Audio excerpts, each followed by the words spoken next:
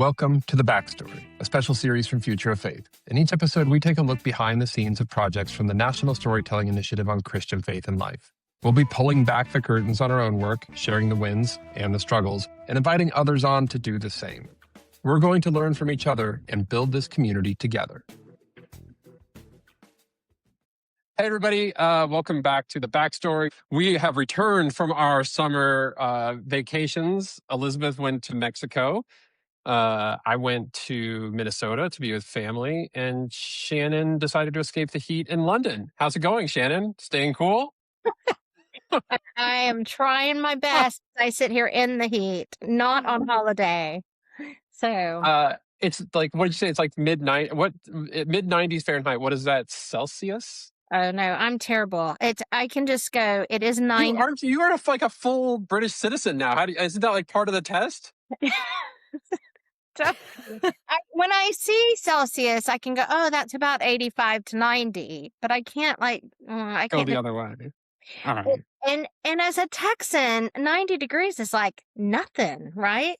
It's Sure. like a fall day, fall afternoon.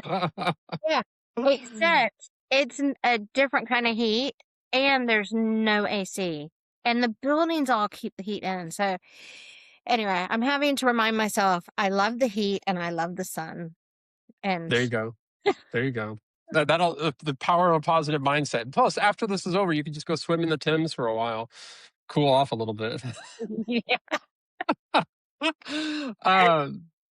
Well, we're coming back out of this little. I guess we took it ended up being, if you were listening to these in order, maybe 4 weeks off, and we're coming back into one of our expert interviews. So we have Elizabeth Parks here. She's the editor for the International Journal of Listening, as well as being a professor and other kinds of things. I had originally, she's on my radar because of the work that we do at Future Faith, which you'll hear me explain a little bit in the intro to the interview.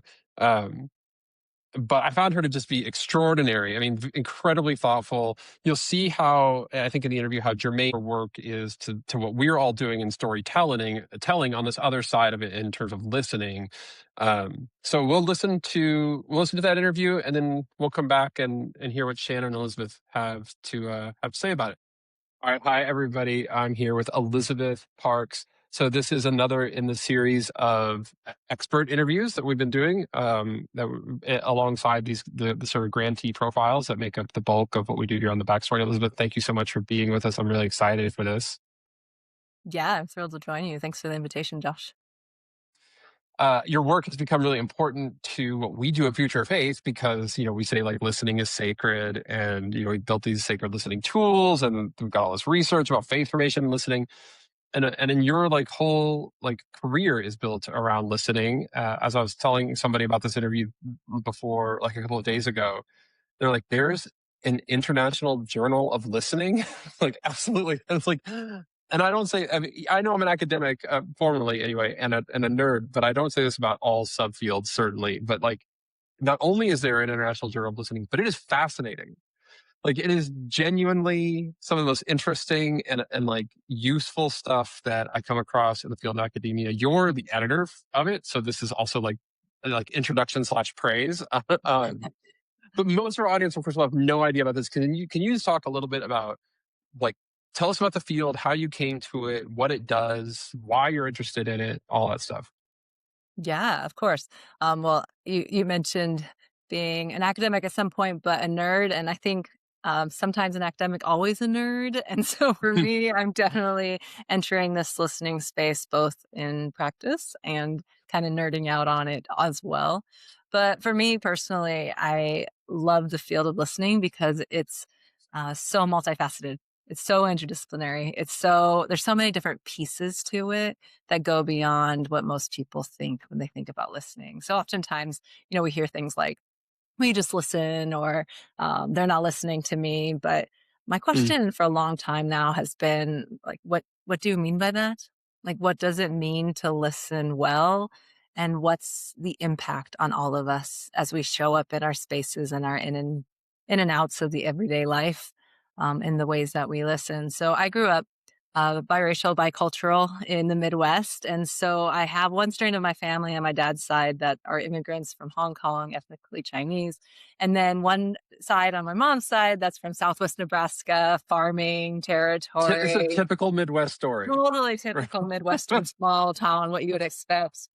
And so growing up, I really had to learn about these, different cultural worlds and what it means to Mm. show up with respect in them. And so from a very young age, Josh, actually, I was already wrestling with what does it look like to listen well when you come from one space and there's lines like children should be seen and You're not heard, right? not heard, not heard, right? And then there's other spaces where it's like, in order to show respect and listening, you actually go up first thing in the morning and ask your elder, what can I do for you? What do you need? Mm.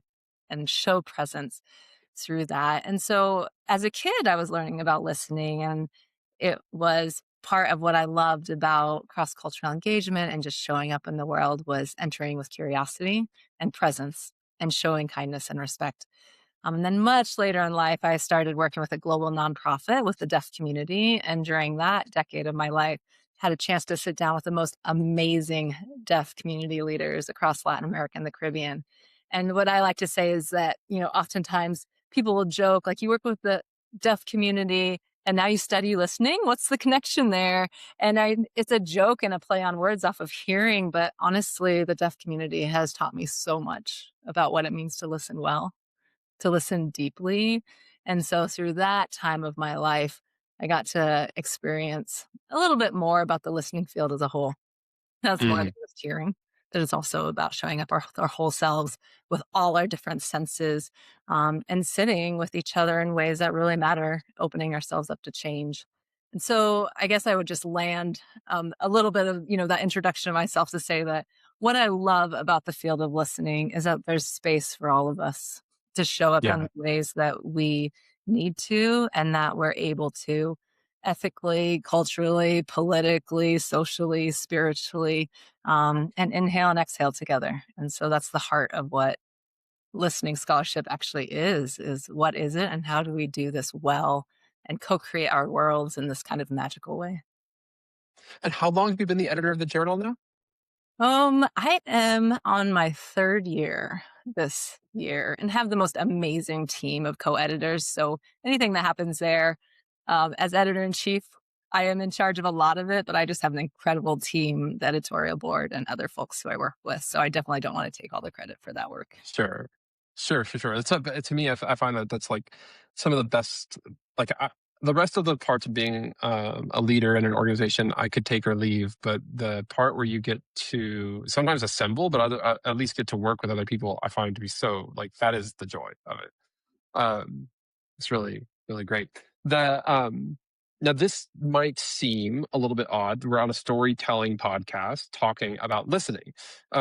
Most of the stuff that we cover here on the calling it this show sounds a little presumptuous. It just feels like a conversation with friends. So we'll just keep saying podcast. Most of the stuff we cover on the podcast is really about like how to do storytelling well, like how to, sometimes all the way to mechanics, like how do you collect these things, and what forms and then sometimes like how do you stitch them together into a campaign or what have you. But in this case, like we have you on here to help us think about how to listen to and receive and hold these stories in some ethical ways, in some important ways. And a few weeks ago, we just talked with Laura Everett from the Massachusetts Council of Churches, and their whole project is developing some like ethical guidelines and frameworks for how you ask for people to take risks that they can bear, and then how do you treat that information. But when you think about like ethically, hearing stories, I mean, I think a lot of times in fact, the language that we use about like collecting stories, like we're going out and like harvesting like mushrooms that are growing out in the forest or something, but it's not just collecting, like it's an interaction with somebody. And I think a lot of us would desire to not be extractive in that way. So what comes to mind as you think about the research and around listening, like how can we do story collecting in a non-extractive ethical way as listeners? I mean, I love your metaphor already. Like, I can imagine us walking through the woods, searching for mushrooms and what's alive. And I feel Yeah. like, stories are alive. And so thinking about extracting something that's alive, I think should give us pause. Like, Hmm. how do we treat stories themselves as sacred? How do we treat stories themselves as something that are alive and evolving? And so I think listening and ethical story listening, that's even a term if you want to go check that out. Like It, that's an actual phrase it's in the an field. actual term. So all See, you we're all learning in real time. This is Yeah. so great. So there's some incredible research out there about story listening, and I'll give a shout out to the deputy editor of the International Journal of Listening, Michael Humphrey, for some of his amazing work on story listening. But sticking to my lane of ethical listening, I would just say so much about what you're talking about, Josh, is about how we show up with mutuality, I think, Mm, and the willingness to be changed. And so maybe some organizations treat listening like feedback collection or story collection. yeah. But I have also seen a lot of organizations show up in ways where they pursue that and they ask people to tell really painful stories over and over and over again, for their own gain, Mm, instead of inviting people into some sort of dialogue, in some sort of mutuality, into relationship. They're looking to change others or they're looking to get something out. I would say probably adopting a more humble posture, a posture of cultural humility, and really thinking through, am I pursuing this story or whatever this is that I'm trying to listen to change them, to change someone else? Or am I actually trying to be changed? And I hmm. think unless we enter those spaces with the willingness to be changed, I'm not sure that we can show up and do this well or move on past collecting feedback or collecting stories in a way that's Mm, like, this helps me, this helps yeah. me project. Can we flip that narrative a little bit, that story a little bit, and say the point of even showing up in this space of listening to other people's stories, of even collecting other people's stories, is really to adopt a posture that communicates, I'm willing to be changed. I want to be different Yeah. because of what I hear. And I think that's where it starts, is that kind of different stance or that different posture. I mean, so there's obviously, I think, a lot of implications for listening across difference potentially. But even in these storytelling projects that are maybe a little bit more like, I think of our own projects as like nothing particularly radical. I mean, if there's anything that's unique about our project is this bringing together three major denominations into one project. That is its own ecumenical task. That is not for this That sounds conversation. very brave. Um, but but I think that like the thing that maybe all of us are leaving out, at least that I've heard so far, is that I'm not sure any of us are really paying attention to either ourselves or the people that we're hiring to run these projects and what this will do for them. Like if we're like we hired this woman named Nikki to run our project at the Future of Faith because she brings all this incredible expertise in this field and experience, but we haven't really thought much about what it will mean for her to sit and hear what over the course of 5 years will be probably hundreds or thousands of stories, and many of which like she may profoundly disagree with, some of which may challenge her theologically. And if your point here is that if we're entering into this listening posture with humility and we have the ability to be changed, I mean, what does it mean for her to be willing to be changed 1,000 times over the next 5 years? That feels like an important thing to pay attention to, huh? Yeah, I absolutely agree. I mean, I think a lot of us don't count the costs or count the risk of Yeah. listening well. And sometimes, honestly, we treat ourselves and others like robots. Like, oh, we can just listen forever because we frame listening as passive, right? Or we frame listening as not as much Mhm. work as talking. But research is actually pretty clear. Like when we listen to somebody else's stories, our neurological patterns change. Our brains change. Every time you tell me a story, literally this conversation, Josh, my brain changes. which means that my behaviors change and it Yeah. ripple effects to the people around me, to my communities, to my job. Right. And so I think we kind of actually know this because we tell our kids, like, be careful who your friends are. Right. Yeah. Yeah. Right. Pay attention to who you're working with.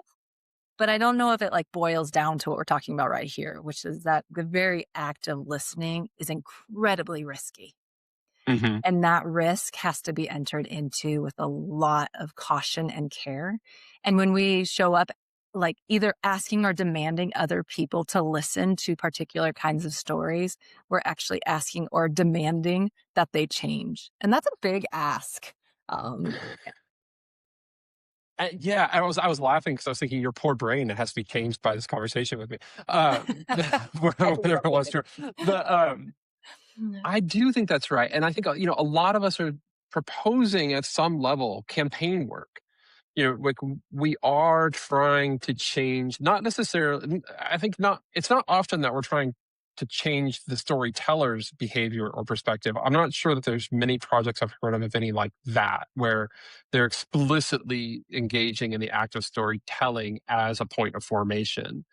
But I think like there are a lot that I've heard that are trying to either stitch these stories together, or the act of the storytelling gathering or festival. Like they are trying to change this behavior or narrative or possibility or imagination of other people around them who are hearing that. I mean, I would put ours in that regard. Like we're explicitly trying to get people to understand that, in fact, your local congregation might be a place of what we call hope and renewal, and look at these other people near you who have found hope and renewal. And I would argue that that's a good and positive change. But you're right in the fact that like we should be realistic about what we're asking for. Like we're not. This isn't entertainment or anything. Like this isn't just a way to pass the time. Yeah, I totally agree. Like even the best intentions, right, can yield Yeah. ends that we didn't expect. And that can be, amazing, right? That can be Hmm. just like a miraculous space, but it can also be a really harmful space. Right? And I Yeah. think just sitting with the fact that we're imperfect and that we may have really good intentions, but the impact of what we do may not be anything like what we expected is part of showing up wholeheartedly. Right. And For asking sure. those tough ethical questions and then sitting with the results and doing what we need to do to build community with each other in these spaces. Mm. Mm. Okay, I love it. It's giving me a lot to think about. So this is you've written a lot about listening as invitation, and we've already touched on this a little bit. But what have we not covered so far that help us unpack this idea of listening as invitation? What does a genuine invitation look like? When I mean, again, the mechanics here often are like people trying to gather story, gather story, gather story. How can we stay in this invitational posture, and what does that mean?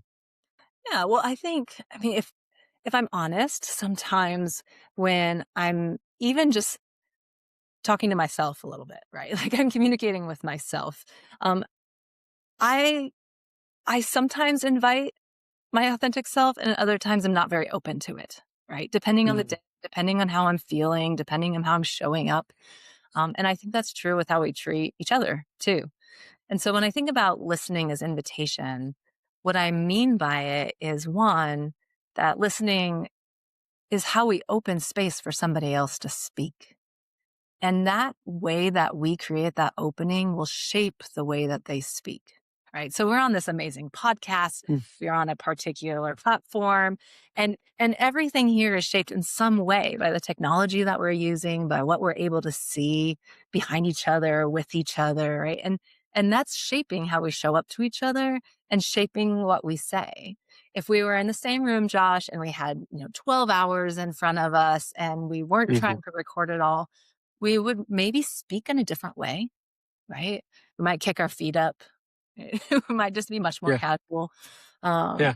the framing of the invitation and the ways that we're listening to each other is actually like calling into being, is the way I say it, like the other person's speak. Oh. And so oftentimes we're like, okay, somebody speaks and someone listens, but I'm pretty confident at this point in how I see the world that no, somebody shows up and listens or doesn't, and that Hmm. shapes how people speak. And so that's what I mean by listening as invitation, is that Yeah. it's not just a response, it's literally creating the container metaphorically of how someone shows up how they speak, what they say, how they say it. And I think we can all think of those scenarios where we tell a story and the story shifts because we're telling it right in front of my Yeah. students. I'm telling it to my Yep. partner. I'm telling it, to a church. I'm telling it to a group of friends. I'm telling it in a professional space. All of those contexts invite a different version of the story, and it all may be factually accurate, but the Yeah. way we share it, the way we speak it shifts. And so for those collecting stories, I think we also need to sit with ourselves and say, how is the way that I am showing up in this body with this kind of invitation shaping the way that the story is told? And if we don't really find that the story is matching the needs that we have, then maybe instead of saying like, well, they should change their story, we need to reflect and say, well, what conditions have I set up for the story? How am I inviting this story and how am I impacting its creation? And maybe that will shift the dynamics a little bit of what we hear and what is said. Does that make sense? Focusing on conditions instead of personalities. You're speaking like a true sociologist now. This is getting me very excited. It gets me. Look, you and I've had this conversation before, and and this idea of listening as invitation. What we have at Future Faith started calling like listening as alignment. That Yeah. um, it's not about a prescription about one way to do things, but rather like how are you positioning yourself in a way that makes the person who's talking feel heard? And what was like just a glimmer of an idea for us, like you give so much more contour and shape to thinking about this, in many more dimensions than we had. I just came to it from an understanding of the work that my wife was doing with kids in trauma of like, well, the things that make our son feel listened to are not things that you can do with them. Like, you know, direct interaction, make eye contact, like open body posture even. And I mean, I wasn't even able, but you're articulating something so much more deeper. There's this famous listening quote that comes to mind. Maybe I can't remember who it's from, maybe but um from a study, this person says that they listened me into existence, because they're willing to sit and hear the story. And I've loved that visual of this idea of like somebody like literally starting to form into flesh and blood by their story being heard, and consequently potentially like disappearing if we don't let them tell their story, if we interrupt, or if we're not being very attentive and we haven't paid attention to the myriad of variables around us. Okay, yeah. So that's, I mean, super great. But we know that these things can get messy and uncomfortable. Like sometimes you start you start in one direction, and I think especially as we get deep into these, and what is novel and energizing and important right now will at some point over the course of 5 years become routine. And so I think like we have to figure out the right ways to operate well, even when something becomes routine. And there will be days when we're tired, we don't want to, as eager as we I think all are right now to hear everybody's story ever. When it's your job, at some point, it will become sort of rote. Nevertheless, and throughout all of these interactions get messy. People can say things that you didn't think they were going to say. They might go off on a tangent. Things can go off script.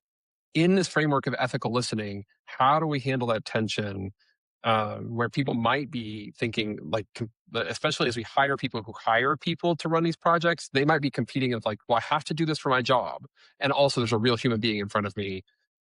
How do we navigate that? Oh, man, that's $1 million question. I wish I had Sure. the answer to that. Uh, Or yeah, I'm sorry. What is one thing that you might say?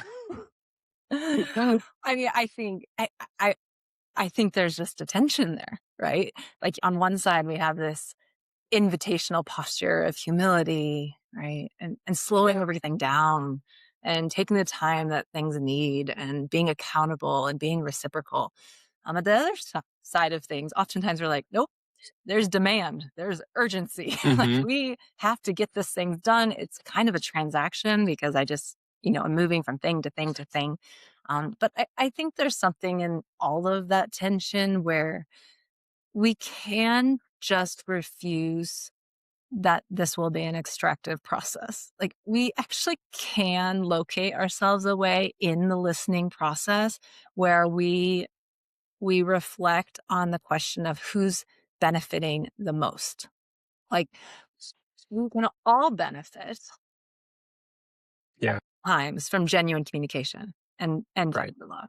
But I think ethical listening really requires us to begin a conversation with locating ourselves in what I would call like power under, that we are Mm. putting ourselves in a position to ensure that the people around us are safe, that they're not pressured into something, or that there's not kind of a lack of freedom for them to say what they need to say. So when I think about what you're describing, like over time, things either can become rote or they can get messy, right? Yeah. Things can go off script or they can just like be on script for way too long. Like we've already said this, we've already been there. I think oftentimes in some of our spaces, especially when we forget to ask who's benefiting and who's benefiting the most, is that our storytelling and our institutional storytelling will tend to steer the conversation back toward the end goal of usefulness. And I'm not convinced that the end goal of usefulness is always the best end goal for a listening posture. I think at times it actually is. I'm not going to take that off the table. Like Yeah. when my bike breaks and I'm telling my partner about my broken bike and he's a great bike mechanic, if he's like, "Oh, that's just sad."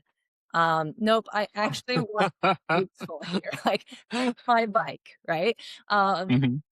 but I don't want to control him in that response.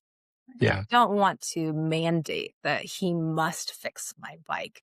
Maybe that's the day he's like, he doesn't have time for it, but he can be empathetic, right? Like, man, you were expecting to have a really great ride today and you didn't get to have it. That really stinks, right?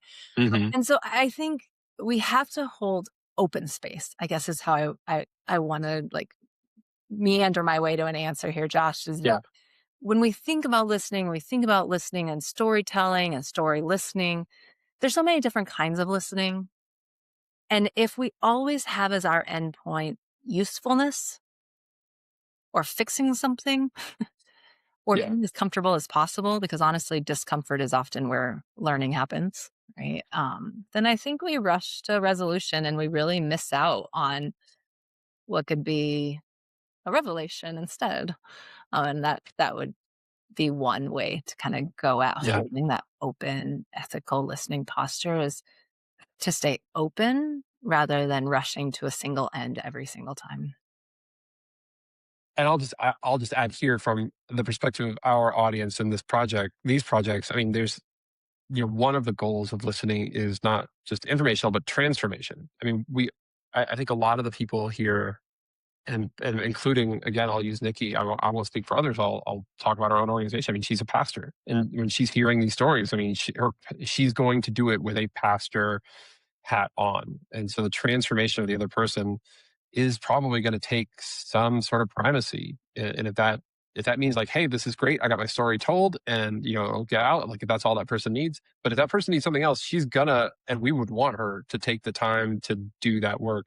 At the same time, it gets to sort of me back to the earlier part of this conversation. Like we need to take care of her in the way that we often fail, but should be taking care of our pastors in the country. Where they're to make sure that they don't get this overload and burnout, and that there is time for spiritual renewal for themselves and those kinds of things, because those are that it's a constant navigation when you're approaching transformation as one of the potential goals, along with information and empathy and a whole bunch of other um, potential kinds of outcomes from an interaction. Elizabeth, if people like this is like we look, there's so much here. Again, people didn't even would likely not even know this is a field. I mean, I'll just ask you, what is like, can you sort of close us on like one big misconception that you see that people tend to think that listening is blank, but actually, it's this other thing.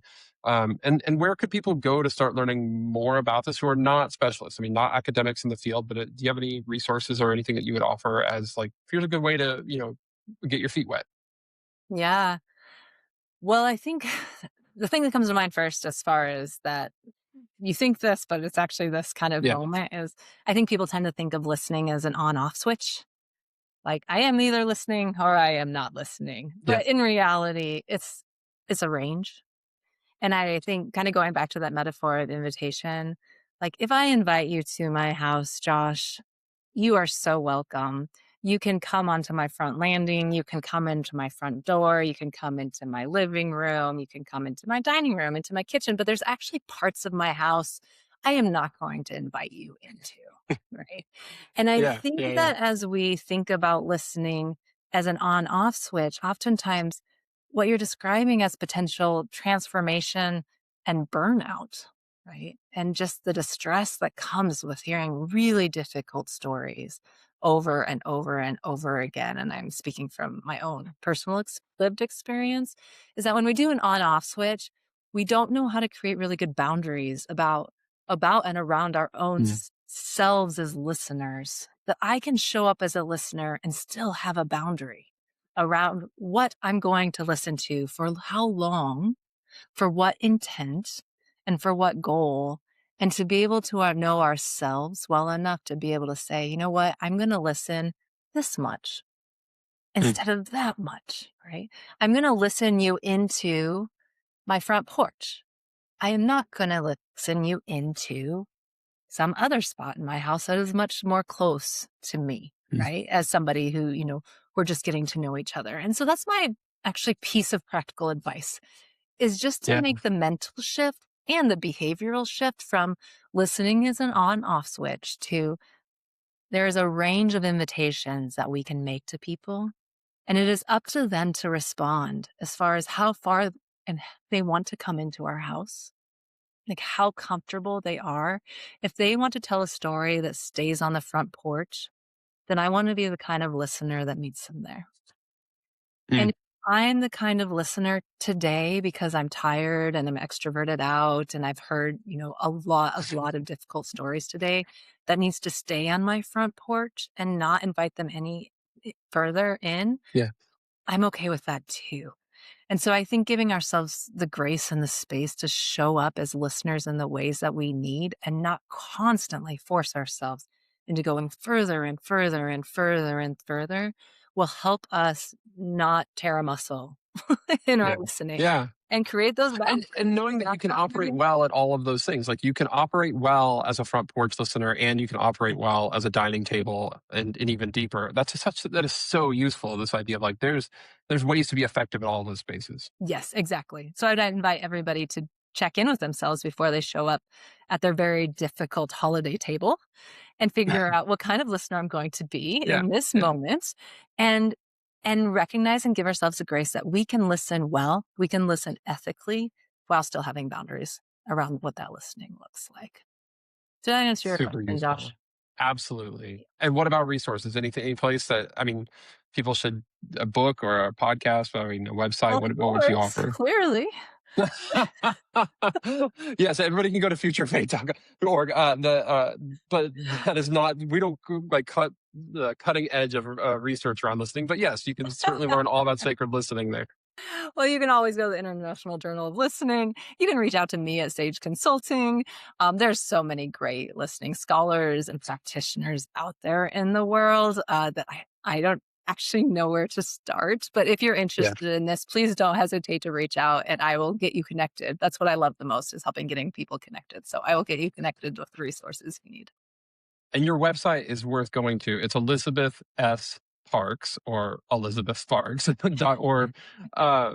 The It's worth going to just to see the image that is at the top banner. It's the most lovely forest image. So I was just looking at it. I've seen it over the months, but I was looking at it, of course, in preparation for this. I was like, oh, it's such a nice picture. Um, Thank you so much. You can go there and you can learn all about the work that Elizabeth does. You can hire her to do various things that you can find on the website. But we're fortunate to be able to just say thank you for being here, for being a friend, and for offering so much to this field and helping us to bring this. Because I know that you share this commitment to bringing these kind of ideas, not just in the academy, but out into the rest of the world as well. So thank you so much. This has been great. Yeah, no, thank you for this space and inviting me in and listening me into being into this space, Josh. I appreciate this time. Okay. Um, I'll push. Hey, everybody, welcome back from the interview. That I just, y'all, I love everything. I mean, it's almost like I wanted her to just say the same things, but in different ways. So I just like hearing her talk about listening so much because she's so obviously so knowledgeable. but incredibly thoughtful and has this like way of illustrating academic concepts and points with like real language, which I'm a sucker for that. I love that kind of stuff. Oh, What did I y'all think? I It's love almost like she was she's heard other episodes that we've done because she expounded on so many things that different guests have already mentioned, things that we've woven in but even didn't know there was technical language for. Hmm. So only grateful. no, Shannon, what were you going to say? I no, I loved it. I mean, I took 2 pages of notes. I could have listened to her easily for another hour. Um, yeah, she was fantastic. Um, and I did not know there was a field of listening. Look, Yeah. Or did I I had no. She enter? started popping up on my LinkedIn because for a while she's at Colorado State, which is just like across the highway, more or less, from us. And so at first I was like, "Is this real or is this like a side?" And I started digging into it, and I was like, "This is a whole. Of course, it's a whole field. I mean, it's what we do as academics to make whole fields." Okay, so here's where I wanted to get us started. Okay. She makes this big point in the first, especially towards the first third of the interview, getting toward halfway, that we have to be aware that like if we're doing good deep listening work, that means that we're being willing to be changed. Because this is a big thing for me, is like, how do we make this non-transactional when we're doing so much story collecting work? I mean, a lot of us are proposing to do story collecting at volume. I mean, really, like hundreds, if not thousands of stories. So how do we keep that from being super transactional? And she offers us this notion of like, well, I think she's really good about saying you can't do this all the time, but she does make this point about saying you are going to be changed from doing all that listening, and if you're not willing to be changed, then it will feel transactional. How did you all take that? This notion of being willing to be changed is what makes it not transactional. I am such a believer in that. I feel like she succinctly said something that I've actively lived and I will probably be talking about in both therapy and spiritual direction at my next session. Because I think like she talked about there are so many things I could pull out of that one segment, but I think her talking about both the cost and the risk of listening well, and she mentioned it both for the listener and then the teller, right? She was talking about the reciprocity, and I think that one way that I've heard folks talk about this is both, I think, uh, the duality of like lateral harm that can happen, but lateral healing too, right? Mhm. And this like collective wholeness that is experienced in both the telling and the listening of a story. So appreciated that. It touched on a number of themes. One from you mentioned it, our interview with Laura, Mhm. and others, I think, but also I think really hits on the number of folks, I will just say, not even part of this initiative, but the number of pastors I have talked with who have experienced burnout from not being able to know how to care for themselves as they've listened in the same way. I think that um, it's a real, I think, reality that we have to keep in mind as we make the hires that we're making, as we're thinking about the rooms and the tables that we're setting for those stories to be exchanged or shared, whether they're being recorded or not. Right? That's the feeling, Mhm. is just the fact that they were exchanged is the emotional labor, is the spiritual labor, and it has the potential to create great healing between and then also deplete. And so grateful Yeah. for her naming that. Yeah, and I really loved the way she talked about the boundaries she set, right? Like by Mm, using the analogy of welcoming you into her home, right? I yeah. really loved that. And it was That was so so visceral. beautiful. She's like, you can come into these rooms, but you can't come into my bedroom. Yeah. And where are you inviting people into? Oh, And that has stuck with me since the interview. there are times that conversation needs to stay out here because I don't have enough to welcome you all the way in. Yeah, I loved it. I also think in terms of that non-transactional space and like actually in the willingness to be changed, I also really loved the phrase when she said it's about inhaling and exhaling together. Mm, Mm.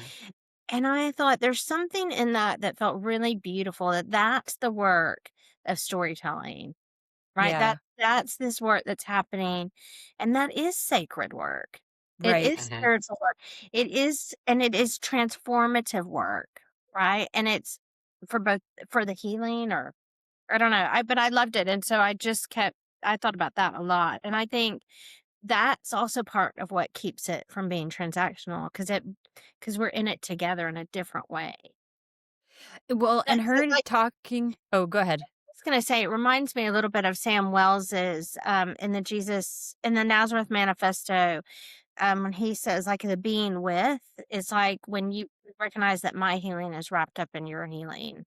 Mm. Anyway, Yeah. and like and somehow it's in the listening and sharing and the inhaling and exhaling together. Anyway, sorry, Elizabeth. What were we gonna say? No, but I think it was in her unpacking all of that that explained her saying that she believes the story is alive in and of itself, that it is a living thing. Mm, And then I think naming or identifying that recognizing what's happening between is both as much living as the thing that's happening inside each mm, individual. It makes me think about the number of proposals that are out there of folks who aren't necessarily just, you know, doing all their storytelling work in front of a camera or in front of a mm. computer or somebody taking notes or through pen and paper. It's storytelling that's happening live and in moments, Yeah. in retreat settings, in dialogues over meals. There are many proposals that are like that, Mhm. and I think that I hope that I know, and I also hope that this episode for folks who are designing programs around that are thinking about, gosh, the space that's necessary to um, create that embodiment. Mhm. That the embodiment and the co-creation space Mhm. then of that story to live because both individuals or this group of people is allowing it to in that moment is also really exciting to think about. Yeah, I agree. I mean, she talks right about power under, like the position, and that actually, if we do that, we can hold open space. Um, okay, I want to ask a question because I'm really struck by something she said. And she said, like, the question is, like, who's benefiting, right? And if it's Yeah. about if the institutional goal is usefulness, or that could have been your question, like about who's benefit. If the institutional goal is usefulness, then that's not good enough, right? And so she uses that to go on to talk about like the end goal has to be transformational, people, organization. But I mean, I'm like, does even having the end goal actually kind of prevent some of the healing work of storytelling? Mm. And is that why we're worried about it being transactional because there are all these goals? And I don't know. It's I just think that, yeah, like that was my concern, and that is my concern. My very active concern is that at some point the like energy and inspiration behind the grant itself turns into day to day work, and like trying to find a space and language for that, and mental models. Frankly, that's why the house metaphor is so useful for me. Of like, so w- useful. how does how do we open up space for us to be able to do day-to-day work without it becoming simply, processing TPS reports for all of us who are old enough to remember Office Space, the movie, the where it isn't just like shuffling one thing to another thing, and we're really honoring what it is that's right here in front of us. And she actually, I think what's really helpful about what she offered us with this question, like who's benefiting, is that she offers the companion to it as well, which is not just who's benefiting here, but who's benefiting the most. Hmm. And Yes, as you're a right. way of suggesting that the institution or the one with the most power, it's not enough just to say like, well, look, everybody's benefiting, but also that accountability to say, yeah, but we're still benefiting the most. Like, how can we have this under position where we Yeah. even, you know, derail that question? Well, and it begs, and I think this is what that it invite her prompting invited me to think is, in what is benefit? What Mhm. what Yeah. what does that even mean?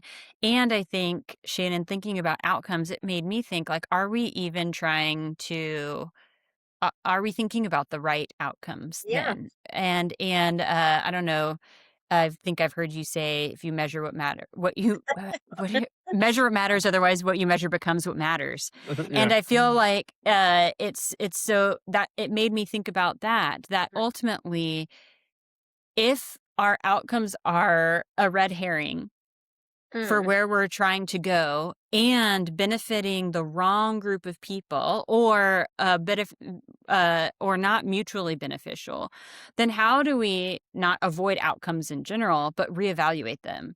And so as people are thinking about their evaluation processes, as they're thinking about how they're measuring, as they're thinking about their feedback loops, and how their audience can both name what's benefiting them about a story, but how their storytellers can also begin naming what's benefiting them or not, what feedback loops exist for them to be hearing all of that, and then knowing at the end of the day, what is the good that we're trying to do?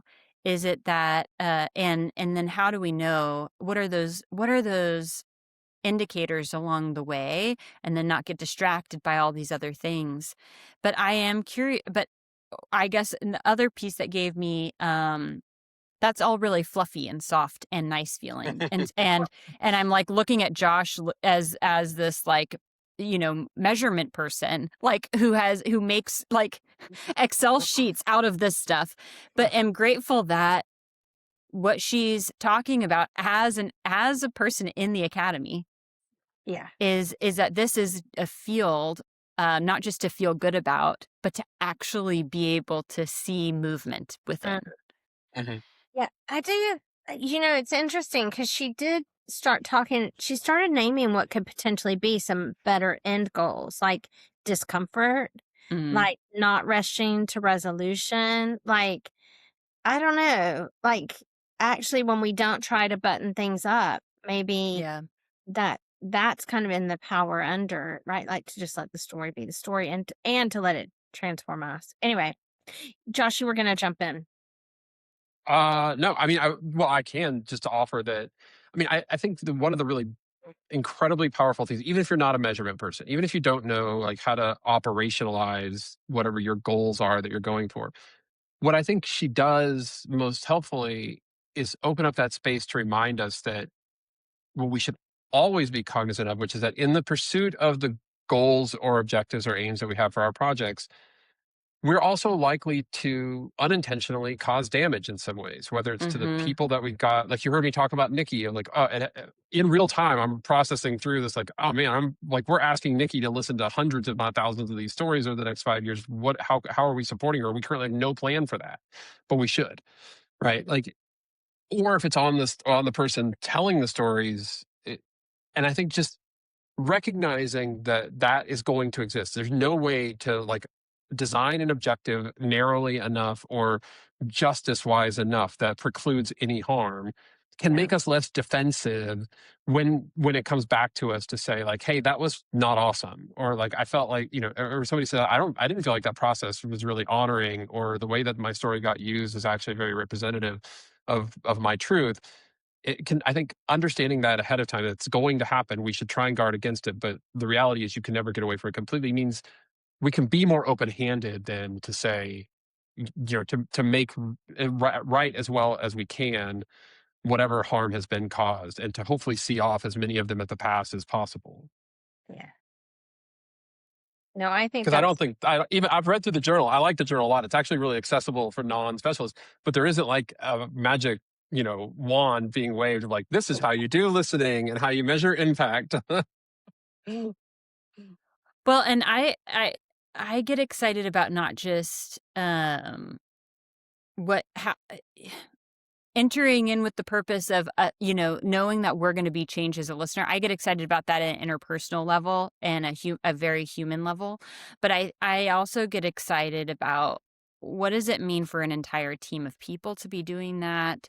What does it mean for an entire organization or institution to actually say, oh, we believe that is a way forward for us? I don't know, that it gets exciting to think about groups adopting that and wondering what happens inside of their organizational direction when they believe that that's that's a viable choice to actually go into a partnership, a conversation, or an initiative like this, believing that maybe first we need to evaluate what change needs to happen in ourselves. So grateful for that. Yeah.